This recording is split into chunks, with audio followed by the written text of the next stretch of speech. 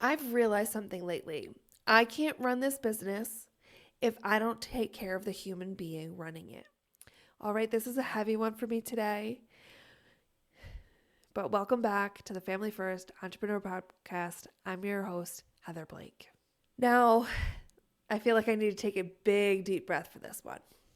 I have probably suffered from ADHD my entire life. Suffer, yes. Exceed in some areas because of it as well, yes.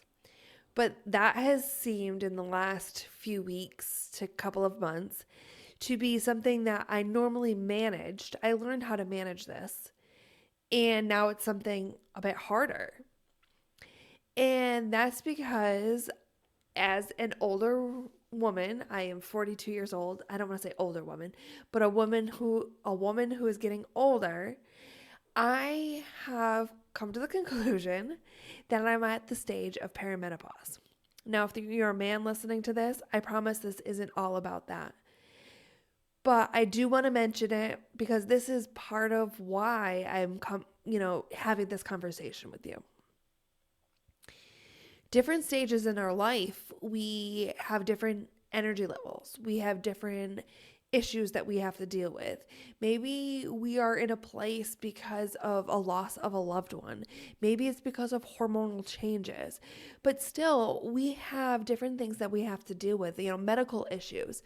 I dealt with my own medical issues just over 10 years ago was when I was diagnosed with cancer. And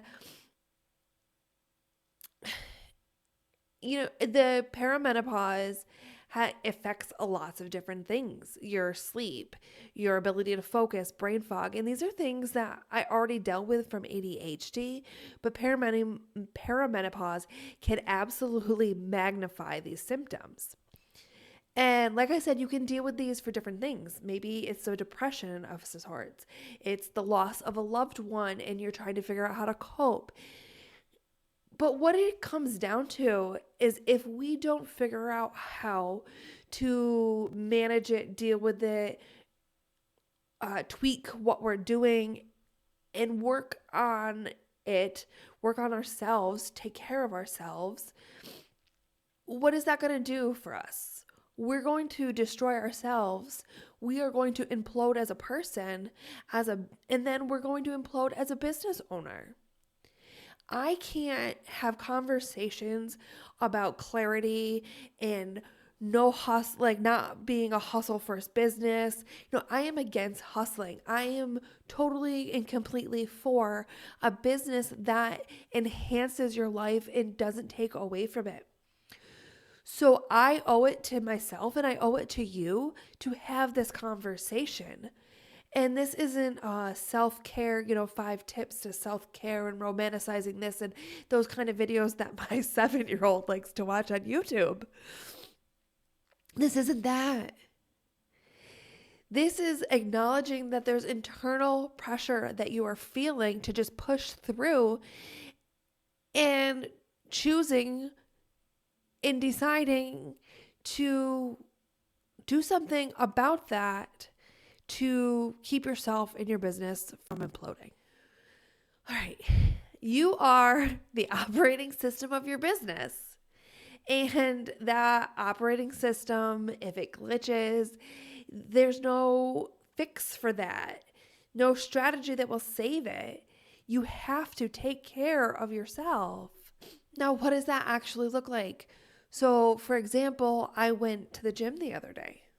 I haven't had a gym membership in quite a while. I enjoy walking during the summer, but I live in Massachusetts and it is February and I haven't gone walking since it started snowing, and we thought we were getting nicer weather, and then all of a sudden we get a snowstorm after a snowstorm. And luckily, I don't live out near the Cape because then I would be about 4 feet of snow right now. I luckily live in the western part of the state right near New York and just south of Vermont, which normally that's not something you're saying luckily. Normally, we're the ones getting hit by the storms. But in the last storm, it was the Cape that got hit by this blizzard coming from like this nor'easter. But so the point of that is, I haven't been out walking. I haven't been out experiencing the sun, and I miss that. So although I can't get the sunshine in the gym, I'm able to, like, I just went and walked on the treadmill for 45 minutes the other day. It felt good. And I had decided I had to start doing this because of the way I was feeling, my low energy levels, my just lack of clarity, this fog that I feel. And taking care of myself in that way is great. But I also have been having those, like, I had no clue up until this morning what I was going to record this podcast on. Normally, I have 1,000 ideas running through my head. That's the ADHD for me. It is idea after idea. I don't go to sleep because my brain just keeps coming up with another idea of something I need to do, a business I need to create, a video that I need to make, a subject I need to discuss in the podcast. My brain is normally all of those things, and it was blank. And a lot of times it's, I watch someone else's YouTube video or I see someone's post about something and I'm like, oh, this is something that needs to be discussed. And I wasn't really getting that this week or even last week really either. I realized that this morning that this was something I needed to talk about. And it's heavy. It's absolutely heavy, but I owe it to you. I owe it to me to have this discussion. Like I said, I cannot say you need to have a clear business. You need to be clear on your niche, clear on this, clear on that. No hustle, take care of yourself, build a business around your life, and then just ignore this. Because that's not doing anyone justice. So what are other things that are self-care when it comes to you and your business? Yes, there's things like bubble baths and relaxing and maybe Netflix and chill for a little while and going to the gym, but it's also adjusting deadlines. It's protecting your sleep like it's revenue, right? Like we need to bring in money. Well, we also need to sleep. If we don't bring in money, we don't have a business. If we don't have sleep, we don't have us. It might be working in shorter blocks of time, giving yourself that chance to step away. Like I just had lunch and I watched an episode of The Lincoln Lawyer. If you haven't seen it on Netflix, it's an awesome show. I just watched a full episode. That's not something I would normally do. I'd eat my lunch and get right back to it. But I know right now my brain and my body are telling me that I need shorter working blocks. Right now, I'm thinking about what are my goals? Do I need to stick with the same goals or do I need to tweak them? Do I need to adjust them to fit the amount of energy, amount of the brain capacity that I have right now? Do I need to adjust my goals? And actually, I think without even realizing that this was part of all the same thing, I started stepping back from Instagram. I know I've discussed it before in the podcast. Instagram started feeling like a rat race to me. I wasn't getting much accomplished for the amount of energy I was putting into it. Do I like creating the graphics in my carousels? Absolutely. I do enjoy that. But I realized that I didn't have to try to post on Instagram every day because that was not good for my sanity. I adjusted that goal. I am trying to right now to figure out how that fits into my goals. And I'm thinking it's 1 to 2 posts a week. I'm going to post about whatever I make for the YouTube videos or the podcast. I'm going to post that as a carousel and I'm going to post a clip from it as a reel.